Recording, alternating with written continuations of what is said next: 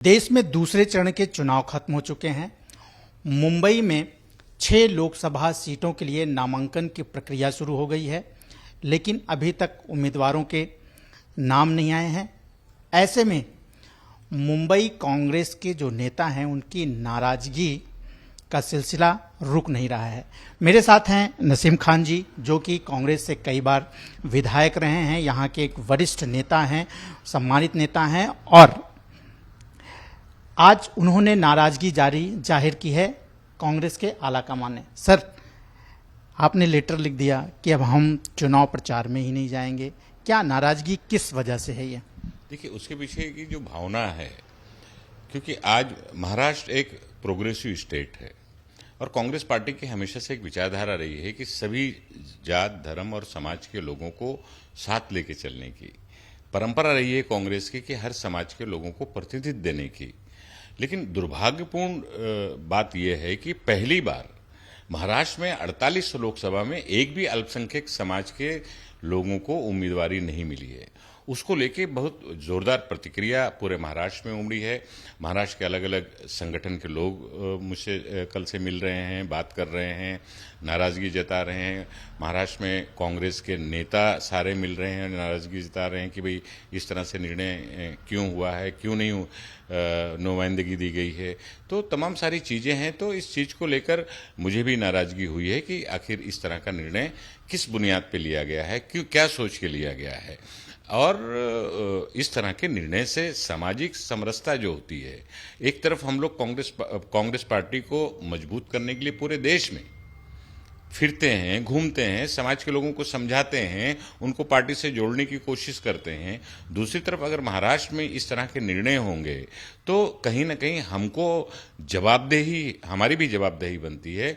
हमको जवाब देने के लिए हमारे पास शब्द नहीं है। लोग मुझसे सवाल कर रहे हैं कि आप कांग्रेस के, महाराष्ट्र कांग्रेस के वर्किंग प्रेसिडेंट हैं, 5 बार मंत्री रहे हैं, 4 बार एमएलए रहे हैं, कांग्रेस के सीनियर लीडर हैं, आखिर आपकी पार्टी ने अल्पसंख्यक समाज के लोगों को उम्मीदवारी क्यों नहीं दी है? तो मेरे पास आज शब्द नहीं है उनको उत्तर देने के लिए। तो मैंने ये निर्णय लिया है कि जो अखिल भारतीय कांग्रेस कमेटी की स्टार कैंपेनर में जो मेरा नाम रखा गया है कैंपेन करने के लिए महाराष्ट्र में, और महाराष्ट्र की जो कैंपेन कमेटी है उसमें से मैं रिजाइन करूं और मैं घर बैठूं, ताकि मैं समाज के लोगों को, आखिर मैं प्रचार करने जाऊंगा तो कल समाज के लोग सवाल करेंगे कि आप वोट मांगते हो, वोट लेने आते हो और नुमाइंदगी क्यों नहीं देते हो, रिप्रेजेंटेशन क्यों नहीं देते हो। तो ये मेरे सामने एक सवालिया निशान था, इसलिए मैंने ये निर्णय लिया है। लेकिन सर, आप रिजाइन की बात कर रहे हैं, कांग्रेस से कई लोग रिजाइन देकर के दूसरी पार्टियों में चले गए। देखिए, अब वो ठीक है, उनका अपना मत होगा, अपनी मजबूरी होगी, अपनी विचारधारा होगी, अपनी महत्वाकांक्षा होगी। मेरी पर्सनल व्यक्तिगत कोई महत्वाकांक्षा नहीं है। मैं समाज की नुमाइंदगी कांग्रेस पार्टी में करता हूं। महाराष्ट्र में मैं कांग्रेस पार्टी का फेस हूं, अल्पसंख्यक समाज का। और आज अल्पसंख्यक समाज के ऊपर अगर अन्याय हो रहा है, एक सीट भी हम लड़ाने के लिए तैयार नहीं है, तो कहीं ना कहीं मुझे तो समाज के लिए साथ खड़ा होना पड़ेगा, मुझे स्टैंड लेना पड़ेगा। मुझे तो समाज की बात, मेरी जिम्मेदारी बनती है कि कांग्रेस हाईकमान तक मैं पहुंचाऊं, कांग्रेस आलाकमान को पहुंचाऊं कि बीच में कौन लोग हैं बिचौलिए जो इस तरह का निर्णय करवा रहे हैं। आखिर उस पर कांग्रेस आलाकमान ध्यान दे और इस तरह की जो गलतियां हैं उसको रोके। लेकिन खबर यह है कि सर, आप जिस सीट से चुनाव लड़ना चाहते थे, उत्तर मध्य मुंबई से, वहां से आपको सीट नहीं मिली। आपके जो मुंबई अध्यक्षा हैं वर्षा गायकवाड़ जी को, उनको जैसे ही उम्मीदवारी दी गई, ऐलान किया गया, वैसे ही नसीम खान की नाराजगी शुरू हो गई और उन्होंने आदि इतना बड़ा कदम उठाया। देखिए, वर्षा गायकवाड़ का विरोध का सवाल नहीं है। जहां तक आप मेरी बात अगर करते हैं तो मुझे 2 महीना पहले मैंने तो टिकट भी नहीं मांगी है, मैंने तो उम्मीदवारी का अर्ज भी नहीं भरा है। मैं यहां से लेकर दिल्ली तक किसी नेता के दरवाजे भी नहीं गया हूं कि मुझे उम्मीदवारी दी जाए। मुझे महाराष्ट्र कांग्रेस ने, दिल्ली के कई नेताओं ने ये कहा कि नॉर्थ सेंट्रल, जो उत्तर मध्य मुंबई है, वो अल्पसंख्यक और हिंदी भाषी बहुल क्षेत्र है, उत्तर भारतीय बहुल क्षेत्र है, और आप ही सीनियर लीडर हैं, आपको वहां पे लड़ना है, आप तैयारी करिए। मुझे 2 महीना पहले ही ये कहा गया था और मैंने अपने लेवल पे तैयारी करके रखी थी। अब अगर मुझे टिकट नहीं देनी थी तो किसी और को दे देते। महाराष्ट्र से अगर यहाँ नहीं देनी थी तो महाराष्ट्र में और भी बहुत सारी लोकसभा क्षेत्र हैं, वहां से एक अल्पसंख्यक समाज को दे देते, ताकि मैं समाज के बीच में खड़ा रह के गर्व से कह सकता था कि हमारी पार्टी सबके साथ न्याय करती है। इतने वरिष्ठ आप नेता हैं, क्या आपको लगता है कि जो कांग्रेस में ऊपर लेवल की बात कर रहा हूं, जो आपके नेता हैं, वो मुंबई का जो झगड़ा है कांग्रेस का, उसे वो खत्म नहीं कर पा रहे हैं? क्योंकि संजय निरुपम हो, मिलिंद देवड़ा हो, बाबा सिद्दीकी हो, कई नाम ऐसे हैं जो बड़े नेता थे और कांग्रेस से धीरे धीरे चले गए, और अब नसीम खान जी की नाराजगी सामने आ गई है। क्या वो संभाल नहीं पा रहे हैं? मुंबई के नेताओं की नाराजगी कांग्रेस के आला कमान क्यों नहीं संभाल पा रहे हैं?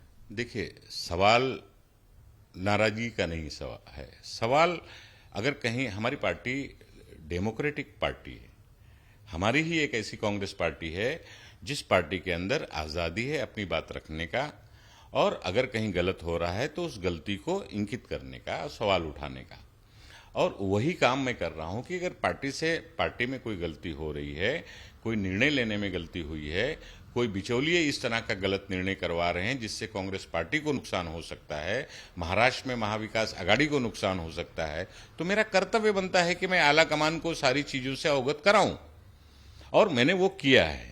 तो वो मैं मेरी जिम्मेदारी निभा रहा हूं। बाकी जो लोग पार्टी में से गए हैं, उनके अपने अपने, जैसे मैंने पहले कहा कि उनकी अपनी मजबूरियां रही होंगी, उनकी अपनी महत्वाकांक्षा रही होंगी, वो उसको लेके गए। मेरी कोई महत्वाकांक्षा नहीं है, मेरी कोई मजबूरी नहीं है, ना मैं अपने लिए लड़ने के लिए बड़ा कि मुझे लोकसभा का चुनाव लड़ना है, ना मैं कहीं दिल्ली किसी नेता के दरवाजे गया। अगर मुझे अगर मैं बड़ा सीरियस और उम्मीदवारी के लिए मुझे तड़प होती या नाराजगी होती तो मैं भी दिल्ली में सब जगह नेताओं के दरवाजे भटकते रहता।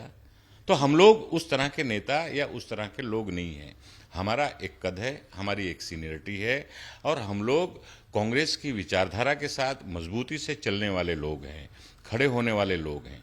पार्टी के खराब समय में भी हमने पूरे देश में, चाहे वेस्ट बंगाल का चुनाव हो तो वहां पे मैंने जाकर कैंपेन किया, गुजरात का हो, राजस्थान का हो, मध्य प्रदेश का हो, कर्नाटका हो, तेलंगाना हो, गोवा हो, महाराष्ट्र हो, सब जगह पार्टी के लिए रात दिन हम लोग मेहनत करने वाले कार्यकर्ता है, और पार्टी का आदेश आता है तो उस आदेश पे मजबूती के साथ खड़े रहने का काम करने वाले लोग हैं। 2 महीने पहले पार्टी के लोगों ने कहा कि आपको लोकसभा चुनाव लड़ना है, आप तैयारी कीजिए, जाके काम पे लगिए, दूसरी जिम्मेदारी छोड़िए। मैं उस पर काम पे लगा। तो हम लोग एक पार्टी के आदेश को मानने वाले लोग हैं। लेकिन अगर पार्टी की, मैंने जैसे पहले कहा, कोई बिचौलियों की वजह से अगर पार्टी से कोई ब्लंडर हो रहा है, गलतियां हो रही हैं, तो उसको इंगित करना, उसकी निशानदेही करना हम जैसे नेताओं की जिम्मेदारी है।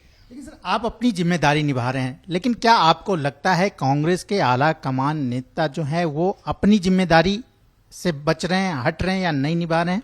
नहीं, निभाएंगे। उनको जब सच्चाई उनके सामने पड़ेगी, सच्चाई की मालूमात उनको होगी, तो निश्चित तौर पर वो उचित निर्णय लेंगे। राहुल गांधी बहुत ही हमारे विजनरी नेता हैं और वो जरूर उसके ऊपर ध्यान देंगे। एक अंतिम सवाल, नसीम खान जी तो कहीं दूसरी जगह नहीं जा रहे हैं, क्योंकि जैसे और भी नेता सब गए? देखिए, नसीम खान अभी तक यहीं है, कहीं जाने का सवाल ही नहीं उठता। जहां तक प्रचार समिति और स्टार कैंपेनरशिप से राजीनामा देने का, रिजाइन देने का सवाल है, त्यागपत्र देने का सवाल है, तो वो मेरी नाराजगी जायज़ है, और मैं जो समाज का प्रतिनिधित्व करता हूं, उस समाज की भावना को मुझे ध्यान में रखकर पार्टी को सचेत करना मेरी जवाबदारी है, और उसको मैंने किया है। तो ये नसीम खान जी थे जिन्होंने कहा कि जो उनकी भावना है, जो उनका कर्तव्य है, जो उनकी जिम्मेदारी है पार्टी के लिए, मैं वो निभा रहा हूं। बाकी आगे कांग्रेस के आला कमान को समझना है, लेकिन वो अपने हक के लिए लड़ते रहेंगे, अपनी बात पहुंचाते रहेंगे। Rajesh Tripathi, ABP news, Mumbai.